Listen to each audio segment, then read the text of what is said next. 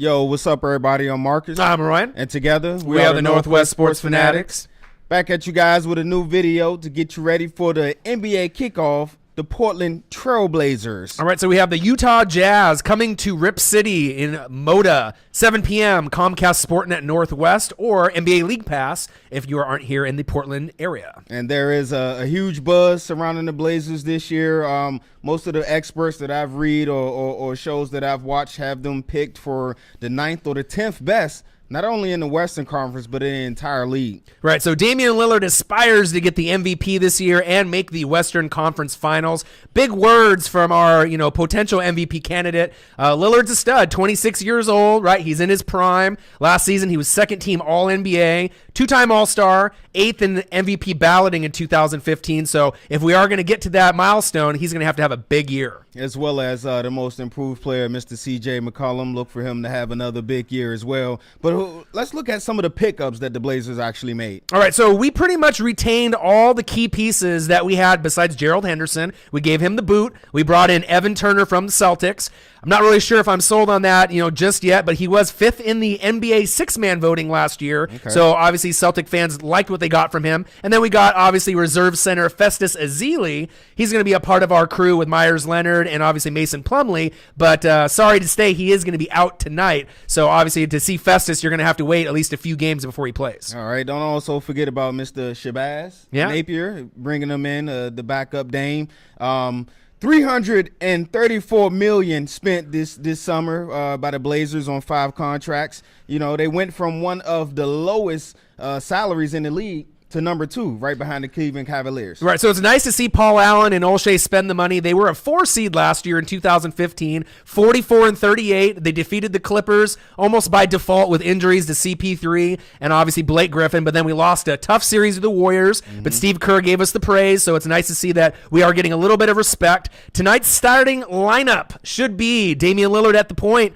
CJ McCollum in the backcourt, featuring Mo Harkless, Al-Farouq Aminu and Mason Plumlee on the front line, and we'll have to kind of see how that goes and with the minutes that they give to some of the bench players, but it should be a nice starting 5 moving forward. All right. We all know the Blazers, they're going to put up their points. They finished 7th last year in the league in scoring per game, but improving on that 21st ranked defense is going to be key if the Blazers are going to put up a fight and kind of contend for that Western Conference crown. Right. So Damian Lillard is going to be really the main key. He joined LeBron, Steph Curry, and Russell Westbrook last year to be in the top 10 in scoring and assists, 25 a game. That was 6th in the NBA in scoring, and then he had 6.8 assists with it, was 8th in the NBA. Okay. So it's nice to see that we got a stud. The last one we had was probably Brandon Roy, and then previous to that, maybe Clyde Drexler. So he's holding it down. And then with our bench, Myers Leonard with Festus Ezeli backing up Mason Plumlee, swingman Alan Crabb. Thank God we paid him the money and he didn't go to the Brooklyn Nets, so we got him still. Noah Vonleh,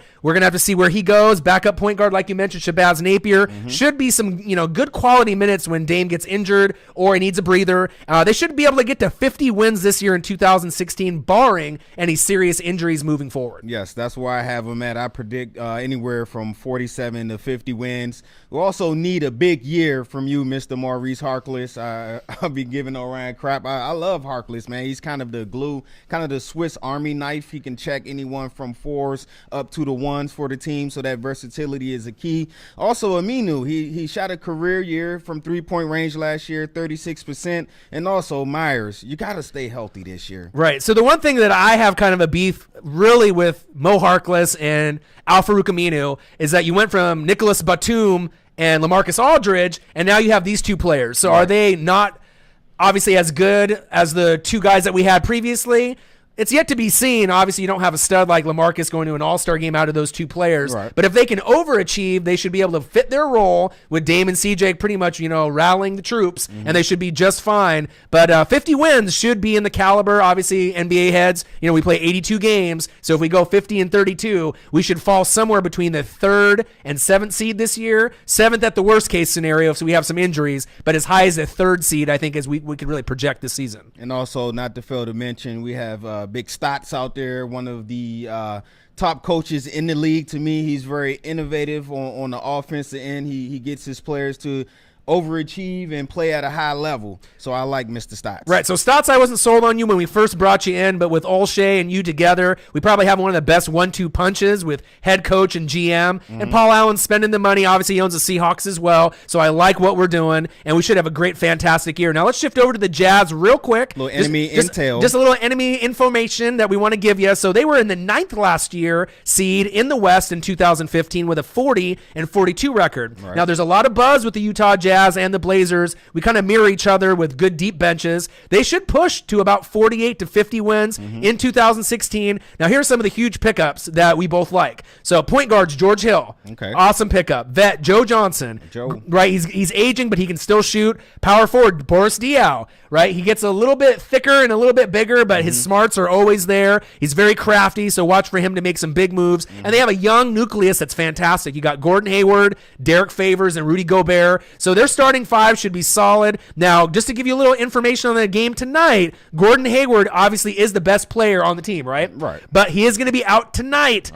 Sad to say, he's got a broken left ring finger that happened about 3 weeks ago. Okay. So I was sad to hear when I was reading it today that he's not going to play. And then rumored reserve guard Alec Burks and Derek Favors may miss the game as well. Wow. So the Blazers haven't lost an opener since 2000-2001 season. So it's about 15 to 16 years in a row. So I assume with those key injuries, we should stay on top. But they have projected starters for this game: George Hill, Rodney Hood in the backcourt, Okay. Boris Diaw, Joe Johnson, and Rudy Gobert on the front line. So it'll still be a physical, tough game. Right.